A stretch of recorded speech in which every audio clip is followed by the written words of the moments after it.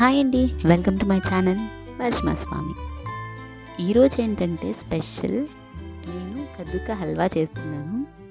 Recipe మీకు నచ్చినట్లయితే please like, share and subscribe. చూడండి నా స్టైల్లో కద్దుక హల్వా. ఫస్ట్ అయితే మిల్క్ని బాయిల్ చేసుకుంటున్నాను. తర్వాత సొరకాయని నీట్గా పీల్ చేసేసి తురిమి పెట్టుకోవాలి. సో అందుకోసం గీ అన్నమాట. డ్రై ఫ్రూట్స్, జీడిపప్పు, బాదం పప్పు, వాటర్మెలన్ సీడ్స్, కిస్మిస్, ఇలాచీ పౌడర్. సో నేనైతే ఫస్ట్ ఈ కోవాని కొంచెం వామ్ మిల్క్లో వేసి ఇలాగా పేస్ట్ లాగా చేసి పెట్టుకున్నాను, గట్టిగా ఉన్నదాన్ని. సో ఇప్పుడు ఒక కడాయిలోకి నెయ్యి తీసేసుకున్నాను. కొంచెం నెయ్యి వేడైన తర్వాత, నెయ్యి వేడైపోయింది. ఇప్పుడు దాంట్లోకి బాదం పప్పు వేస్తున్నాను. మంచిగా కలర్ చేంజ్ అయ్యి మంచి స్మెల్ వచ్చేంత వరకు వేయించుకోవాలి. ఇవైతే కొంచెం సిమ్లో పెట్టుకొని వేయించుకోండి, ఎందుకంటే తొందరగా డార్క్ అయిపోతాయి కదా. అండ్ క్యాష్యూస్ కూడా అంతే. ఇప్పుడు జీడిపప్పు వేసుకుంటున్నాను. వీటిని కూడా అంతే సిమ్లో పెట్టుకొని కొంచెం గోల్డెన్ బ్రౌన్ కలర్లో వేయించుకొని తీసి పక్కన పెట్టుకోవాలి.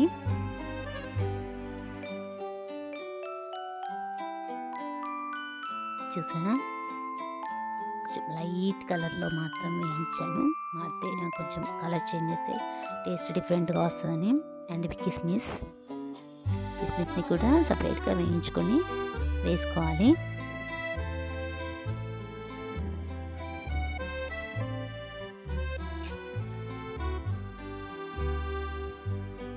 చూసారా ఎలా ఉబ్బిపోయాయో. సో ఇప్పుడు వీటిని తీసుకొని పక్కన పెట్టుకుంటున్నాను.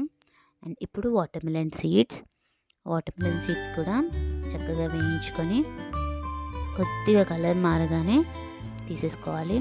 అండ్ ఇవి సౌండ్ చేస్తాయండి, మీద పడే ఛాన్సెస్ ఉంటాయి, జాగ్రత్తగా వేయించుకోండి. చూసారా లైట్గా వేయించానంతే, ఎక్కువ కలర్ కూడా రాలేదు.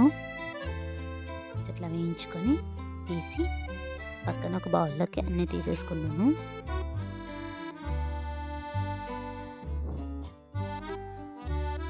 ఇప్పుడు దాంట్లోకి ఇంకా కొంచెం నెయ్యి యాడ్ చేసుకుంటున్నాను.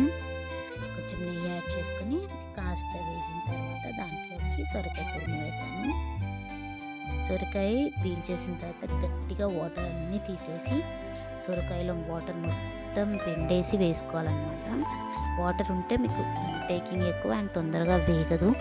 సో వాటర్ అన్నీ పిండేసి మొత్తం తీసేసి అప్పుడు తురిమిన దాన్ని మాత్రం కడాయిలో వేసుకోండి నెయ్యిలో. దాన్ని సొరకాయని మంచి స్మెల్ వచ్చేటట్టు లైట్ బ్రౌనిష్ కలర్ అయ్యేంత వరకు వేయించుకోవాలి. అలా స్మెల్ వచ్చి మంచి అరోమా వచ్చిన తర్వాత దాంట్లో కొన్ని పాలు యాడ్ చేసుకుంటున్నాను ఉడకడానికి అండ్ టేస్ట్ కోసం. సరే పాలు యాడ్ చేసుకున్నాను.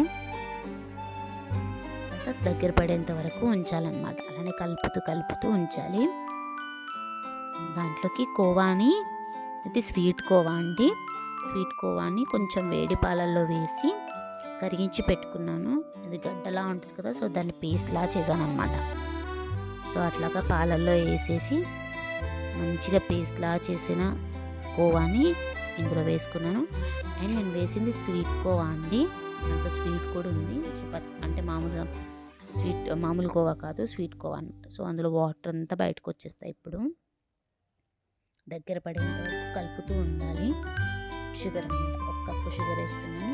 షుగర్ మీ టేస్ట్ని బట్టి మీరు వేసుకోండి. నేను ఆల్రెడీ కోవాలో కూడా షుగర్ ఉంది కాబట్టి కొద్దిగానే షుగర్ వేసుకున్నాను. అది చిన్న కప్ అనమాట, చిన్న కప్తో 1 కప్పు షుగర్ వేసుకున్నాను.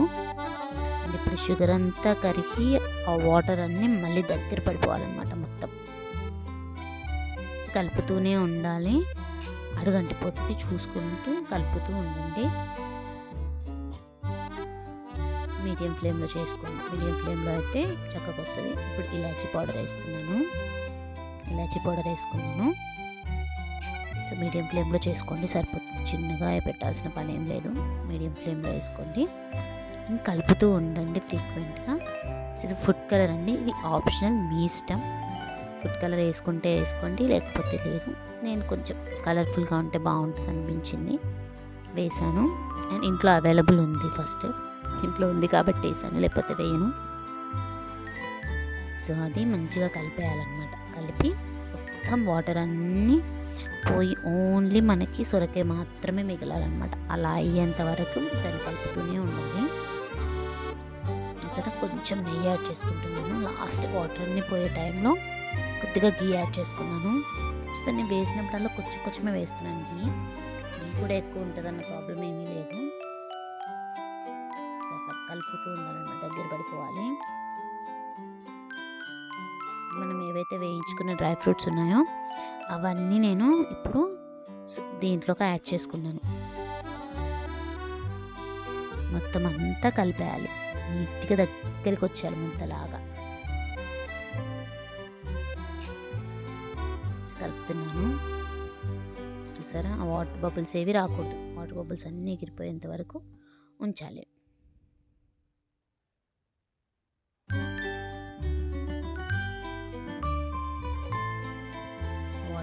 ఎయిర్ బబుల్స్ అన్నీ పోవాలన్నమాట. నీట్గా గీ పైకి తేయాలి. సో గీ బయటికి వచ్చేంత వరకు దాన్ని వేయించుకోవాలి. సో చూసారా, మొత్తం దగ్గర పడిపోయింది కదా. సో హల్వా రెడీ అయిపోయినట్టే. సో అదన్నమాట.